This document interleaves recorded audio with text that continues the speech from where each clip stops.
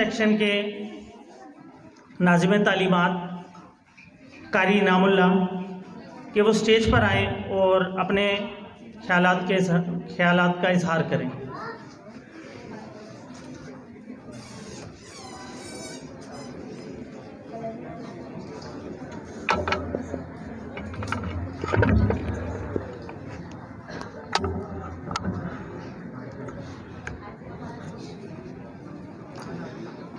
الحمد لله حميد مجيد اللهم بارك على محمد وعلى آل محمد كما باركت على إبراهيم وعلى آل إبراهيم إنك حميد مجيد۔ وہ معزز تھے زمانے میں صاحب قرآن ہو کر، وہ معزز تھے زمانے میں صاحب قرآن ہو کر، ہم ذلیل و خوار ہوئے تارک قرآن ہو کر۔ کیوں معزز نہ ہو اسلام دنیا بھر کی دینوں میں، کیوں معزز نہ ہو اسلام دنیا بھر کی دینوں میں، وہاں مذہب کتابوں میں یہاں قرآن سینوں میں۔ میرے انتہائی واجب الاحترام دوستوں، بھائیوں، میرے ماؤں بہنوں، السلام علیکم ورحمۃ اللہ وبرکاتہ۔ میں سب سے پہلے ان طلباء و طالبات کو دل کی گہرائیوں سے مبارکباد پیش کرتا ہوں جنہوں نے قرآن مجید فرقان حمید کو اپنے سینے میں محفوظ کیا، اور اس کے بعد ان کے والدین کو مبارکباد دیتا ہوں کہ ان پرفتن دور میں انہوں نے اپنے بچوں کو دین کے لیے وقف کیا اور آج وہ حافظ قرآن بنیں گے۔ اور میں اسکول کی انتظامیہ کو بھی مبارکباد دیتا ہوں۔ میرے محترم بھائیوں، ماں و بہنوں، اللہ رب العزت قرآن مجید میں فرماتے ہیں اِنَّا نَحْنُ نَزَّلْنَا الذِّكْرَ وَإِنَّا لَهُ لَحَافِظُونَ۔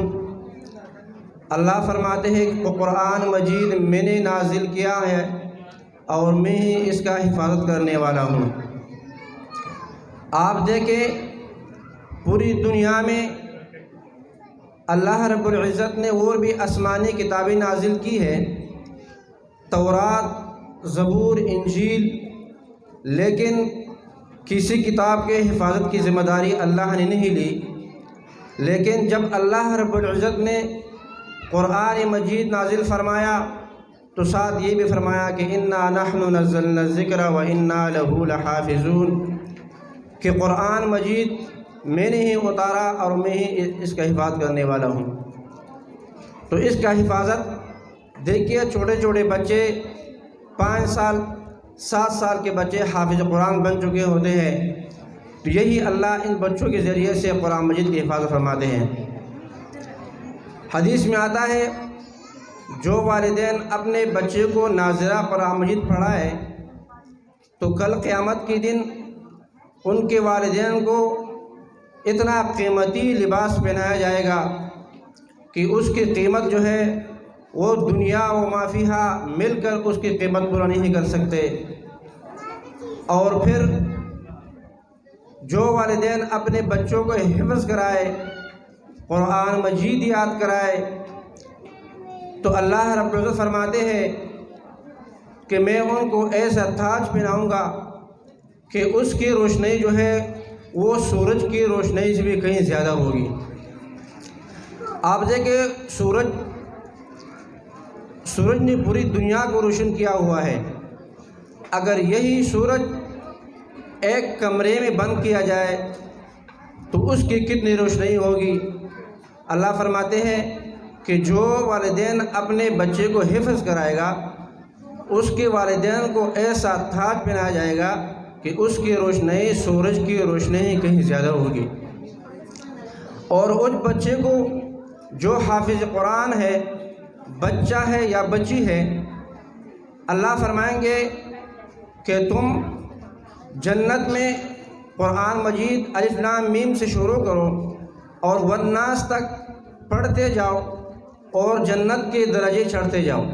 جہاں قرآن مجید کا آخری آیات آئے گا وہاں آپ کا آخری درجہ ہوگا. میرے محترم دوستو بھائیو، میرے ماؤں بہنوں، ہم اور آپ کو چاہیے کہ ہم اپنا تعلق قرآن کے ساتھ جوڑ دیں. ایک جو قرآن مجید کے ساتھ تعلق بنائے گا وہی کامیاب ہے. ہماری نظر میں تو وہی کامیاب ہے جس کے پاس کوٹی ہیں، گاڑیاں ہیں، لیکن اللہ کے ہاں وہ کامیاب ہے جو زیادہ متقی ہو. اللہ فرماتے ہیں ان اکرمکم عند اللہ اتقاکم، یعنی اللہ کے ہاں وہ زیادہ کرم والا ہے کہ جو متقی ہو اور پرہیزگار ہو. یہ متقی اور پرہیزگار کوئی مشین سے نہیں بنتے، نہ کوئی فیکٹری میں بنتے ہیں. یہ ہم اور آپ نے اپنے بچوں کو ہم دین سکھائیں گے تو وہ متقی بنیں گے. ایک بزرگ کے بارے میں آتا ہے، بختیار کاکی رحمۃ اللہ علیہ کے بارے میں، کہ وہ جب بیمار ہوئے تو انہوں نے وصیت کی کہ اگر میں فوت ہوا تو میرا جنازہ وہ بندہ پڑھائے جس کی کبھی تہجد کی نماز قضا نہ ہوئی ہو، اور نمبر 2 کہ اس کی تکبیر اولیٰ کی نماز کبھی فوت نہ ہوئی ہو. تکبیر اولیٰ یعنی جب امام اللہ اکبر کہے تو وہ بھی پیچھے کھڑا ہو، اس کو تکبیر اولیٰ کہتے ہیں. اور نمبر 3 جس نے کبھی غیر محرم عورت کو نہ دیکھا ہو. جب یہ 3 شرطیں اس میں پائی جائے تو وہ میرا جنازہ پڑھائے. تو جب وہ فوت ہوئے تو لوگ حیران ہوئے کہ اب تو ایسا بندہ ہی کوئی نہیں ملے گا جس میں یہ 3 شرطیں پائی جائے. تو بہت انتظار کے بعد دیکھا تو لوگوں کے درمیان میں سے ایک بندہ اٹھ کھڑا ہوتا ہے اور آ کر بختیار کاکی رحمۃ اللہ علیہ کے چہرے مبارک سے کفن ہٹاتا ہے اور کہتا ہے کہ آج تو نے میرا پردہ فاش کیا. یہ صرف مجھے پتہ تھا، اللہ کو پتہ تھا کہ میں تہجد گزار بھی ہوں اور میرے تکبیر اولیٰ کبھی فوت نہیں ہوئی اور نہ میں نے کسی غیر محرم عورت کو دیکھا ہے. یہ صرف مجھے پتہ تھا، اللہ کو پتہ تھا، اس کے علاوہ کسی کو پتہ نہیں تھا. لیکن آپ نے یہ شرط لگا کر میرے راز کو فاش کر دیا. وہ اس وقت کا حکمران تھا جو متقی تھا. آج کل ہمارے حکمران دیکھے کہ وہ پتہ نہیں فرض کی نماز پڑھتے، فرض نمازیں پڑھتے ہیں یا نہیں. اس وقت کے حکمران ان کے تہجد بھی نہیں چھوڑتی تھی. تو میرے محترم دوستو بھائیو، ہم اور آپ کو چاہیے کہ ہم اپنے بچوں کو دین سکھائیں، قرآن کی تعلیم سکھائیں. عصری تعلیم بھی سکھائیں لیکن دینی تعلیم زیادہ ضروری ہے. اس لیے کہ کل والدین نہ ہو تو کم از کم ان کے قبر پہ جا کر فاتحہ پڑھ لے، قرآن مجید کی تلاوت کر لے. دینی تعلیم اور باقی تعلیم میں فرق ہے.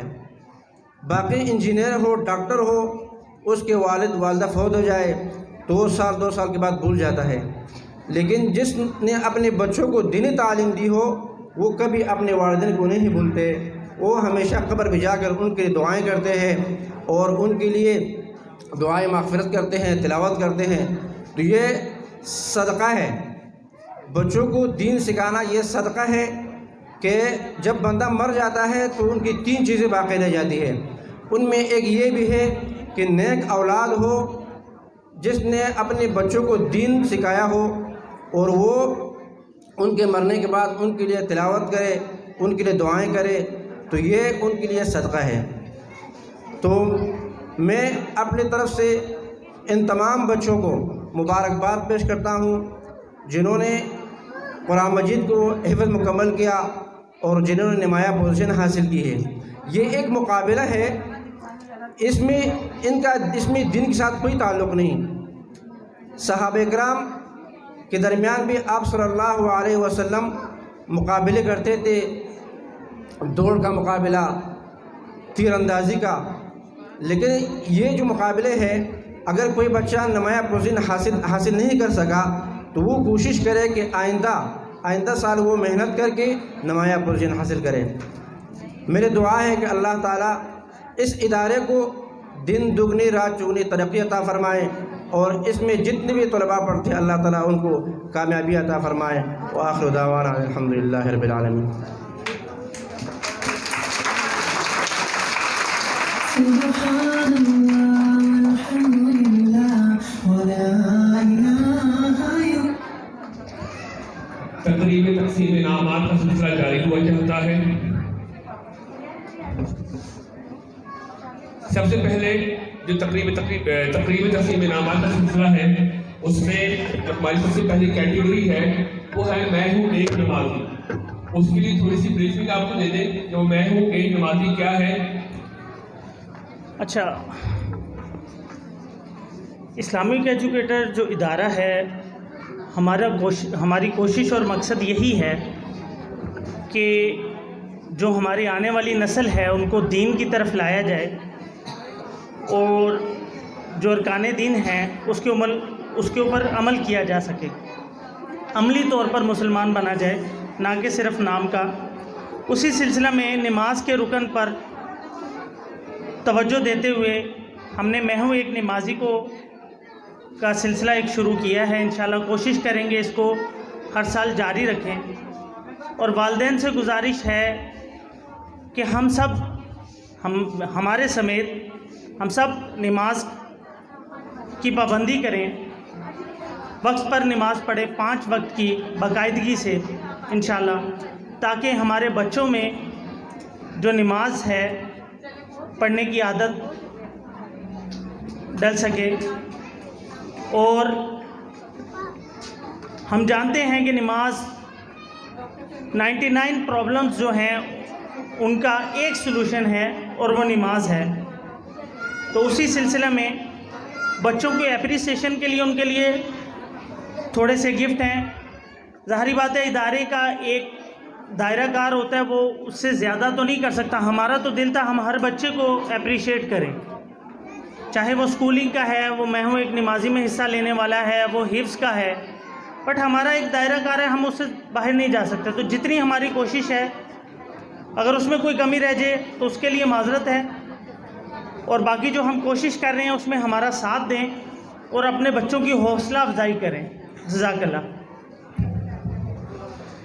ہمارا ایک کرائٹیریا ہے کہ ہمارے یہاں فرسٹ سیکنڈ تھرڈ پوزیشن نہیں ہوتی، جتنے بھی بچے ہوتے ہیں ان کی نمایاں کارکردگی کے لحاظ پر جو ہے ان کو جو ہے ہم انعامات تقسیم کرتے ہیں۔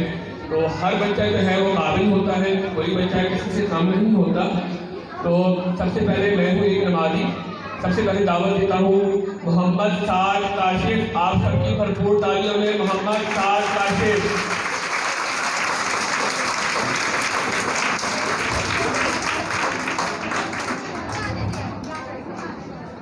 یہ بچہ میں ہوں ایک نمازی میں سب سے چھوٹا بچہ ہے عمر کے لحاظ سے۔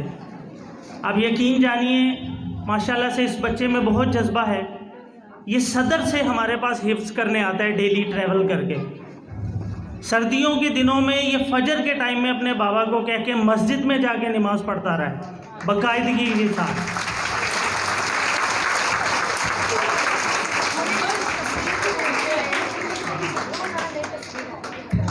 اور اس کی جو اپڈیٹ ہے وہ ہمارے پاس اس طرح آیا کرتی تھی کہ روز جو ہے وہ ہمارے واٹس ایپ نمبر کے اوپر ٹائم کے ساتھ دن کی تصویر جو ہے وہ ہم تک پہنچا کرتی تھی۔ آپ سب کی بھرپور تالیاں۔